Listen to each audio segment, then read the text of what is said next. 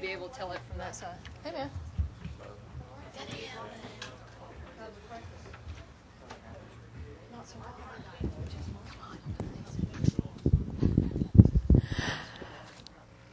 All right, Denny Hamlin has joined us here in the Infield Media Center, so back to work. Practice. What did you learn? What did you not learn? How's Dover looking aside from hot today? It was a okay practice for us. We were in race trim for most part until the very end, and got us somewhere in the top 10 to 15 cars as far as speed is on qualifying, my qualifying. But we're just going to try to focus on race trim here. That's where we need the most help, and we don't feel like we're going to be a threat for the pole anyway or top 5. So we're just going to go out there and hopefully. We got a bad draw anyway. We got to go out first, so we got to just really work on what we need to do to be good for 400 miles. Sounds good. Let's go straight to questions for Denny. Please raise your hand. I see Utter back there, and then we'll go Newton and Pockris.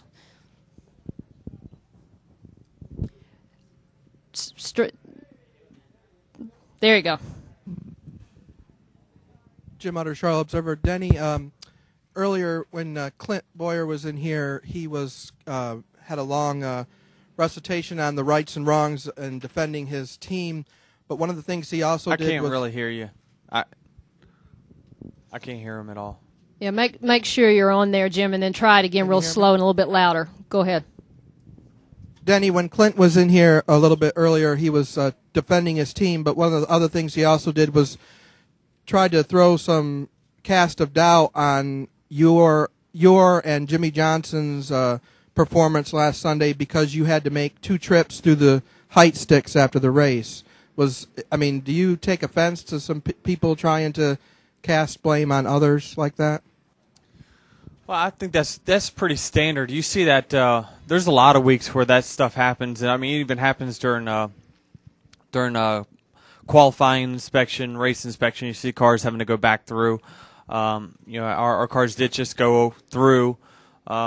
We did have to go through twice, and I'm not sure whether it was the front or the back, so I can't be 100% correct. But those cars get extremely, extremely hot, and when they do, they either settle down or they settle high. So they just give us, that's what that grace period is for, and they let you go back through again to make sure, because that is something that is an issue when the cars get hot. So our car came back and it was correct, but it wasn't built incorrect, and that's one thing that their car was built incorrectly. And you can talk about how small of a thing that it was off, and that you can really try to say that it was not.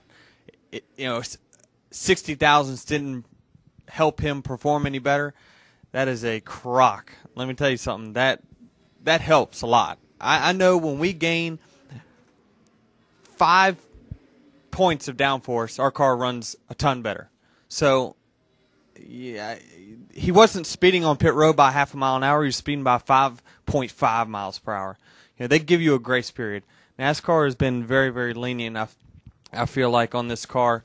And they've given those guys chances. It's not Richmond. I think that they should just be happy they're in the chase at this point because they were warned, and they were warned before Richmond. So everyone in the garage knows that. So they're the ones who wanted to press the issue and get all they could to make sure they got in the chase. They got in it, and then they were busted. They kept going with it. We'll go Newton and then Pockris. I feel bad changing the subject now. Anyway, I was going to ask you, a lot of people say Talladega is kind of the wild card of the chase, but for you, is this track kind of that way? I mean, your finishes, the last 3 and even the last 4, have not been very good, and it's kind of knocked you out of contention. Is this the race you have to get past to be a contender for the championship? For sure it is. I feel like we need to be within shouting distance when we leave here. My goal before the chase started was to be within 80 points when I left Dover. My goals have shifted. I hope I'm much closer to the front than that now, but we had a good run in the spring. That's hopefully going to boost us to where we need to be here. I think our chances of winning this race are probably slim, and I think that we know that. This is just a track that really challenges me. But I think we can go out there and we can run 3rd, 4th, 5th. realistically. And if things work out to where some of the guys up front make a mistake, we could capitalize and win this race. But I think we have to adjust our goals, and right now I feel like those goals are achievable for us. And why is it a challenge? And is it a mental thing too for you because of the bad finishes? It's just I struggle to have a feel here. This track is the total opposite of my driving style. This track really rewards someone who drives heavy on corner entry and slides the car around on exit. And I'm just kind of the opposite of that. I really work on backing up my corner entry and really being patient and really not letting my car get out of shape. Where the really fast guys here, like Kyle and those guys, are just super aggressive, and they just can find that extra speed that it takes to run good here. So it's just something it's going to take time for me to acquire. Pockris and then Claire. Bob Pockris, SceneDaily.com. Do you think that you won the race last week? Do you think you should have a trophy, and do you think you should have 20 more points? No, based on the precedents that NASCAR set, I understand that they get to keep the win, they get to keep the trophy and all that. But for sure, if you would ask that team probably whether they get up the trophy and all that and whatnot, the W for those points and the money back, I'm sure they'd say yes. But I think they've just followed right in line with what they've done when guys have had those body infractions in the past. So. I think it was more on me. I could have beat them anyway. Give me a lap or two. So, I'm not too discouraged with what we ended up with there. But I know we were the fastest legal car. Claire and then Brian Nelson. Claire B. Lang, Sirius NASCAR Radio. Two quick questions. One is, do you fear the tow truck giving you a push from the backside at all? And I was talking a lot about the hit of the tow truck. And B, in one sense, does this give you more confidence because you don't have to wrangle with this issue, and they do, One thing I can tell you is my car, this is the car I had at Atlanta. We blew up at Atlanta, okay? They towed this car all the way in, and they destroyed the trunk. The tow truck destroyed the trunk. But we never replaced one thing on the tail of this car, and it just went through inspection fine. So my car went through way more destruction than what his did, just getting a simple push, and my car is fine. So, you can believe what they can try to. I think they're just trying to salvage their season, basically, and they're going to do everything they can. I understand that whole appeal process that they're going to go through, but I think NASCAR is just there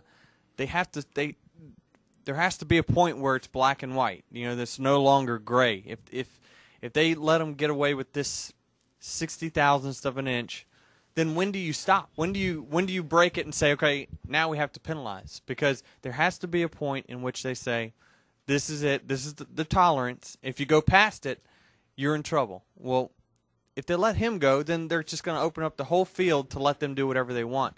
And that's why some teams choose to get closer to that line than others, is because there are things that happen out on the racetrack. There are variables that happen during the race that could make you be wrong. But you're taking that risk. If you're going to go out on the racetrack and take the risk of, I can't afford to get one bump or else my car is going to be illegal, then that's a risk that ain't worth taking. And that's why we don't do it with our organization.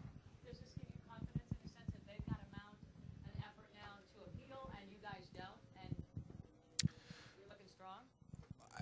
I feel the more they reel the other teams in, the better off our team's going to be. So I think the 29, it's going to affect the 29, the 31, and the 33. I think the only difference is the 33 won the race, so he went to the tech center. So it's just one of those things where I feel like our team's very strong and we do it, I feel like, the right way, and whether that sometimes makes to where our performance is behind at times, but you know what, we're gonna be green all the time. Brian. Denny, you mentioned Dover's one of those tracks that you really don't feel quite as comfortable at. What about next week when we go to Kansas? What's your comfort level for that track in particular, and where do you really find your stride in the chase and feel like you can make some significant distance between yourself and the guys who are chasing you down? I think once we get to California is where we're going to get to the tracks that we should be very, very strong. The first three are going to be the huge obstacles for us, so it's really the next two here in Kansas that I'm looking to have damage control, looking to have that same gap that I had going into the chase. And if I can do that, then I feel like I can race with those guys at California, Charlotte, all those tracks and beyond. So, historically, the last part of the chase has been our strong point. So Kansas is going to be a challenge for us simply because you only go there once a year. What we had last year is not going to work in our car. We know that. So we're going to have to go there and basically just start from scratch, and hopefully we hit that setup. As good as what we did last year. I think we had a top 5. Tom Bowles, SI and SI.com in the front stretch. Denny, I just wanted to clarify what your new goal is now that you were so successful at Loudon. And with you having a 45-point lead on Harvick, it's not one of his better tracks. You got a 92-point lead on Jimmy. Do you kind of feel like you have nothing to lose at this point where you could go in for the kill this weekend because you're so far ahead, get a little aggressive, or are you trying to minimize a bad day this weekend?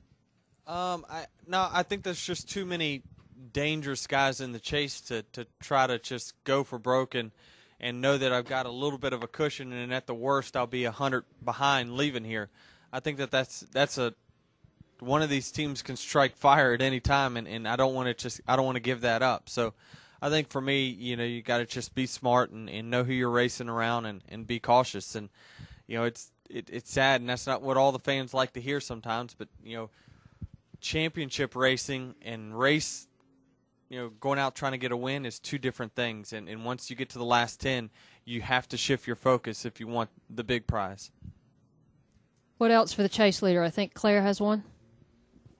As a quick follow-up, Denny, were you shocked to hear this week that they had been penalized? Would you heard anything around the garage? You guys got an eye or an ear for anything like that they've been doing that or others had? Were you shocked?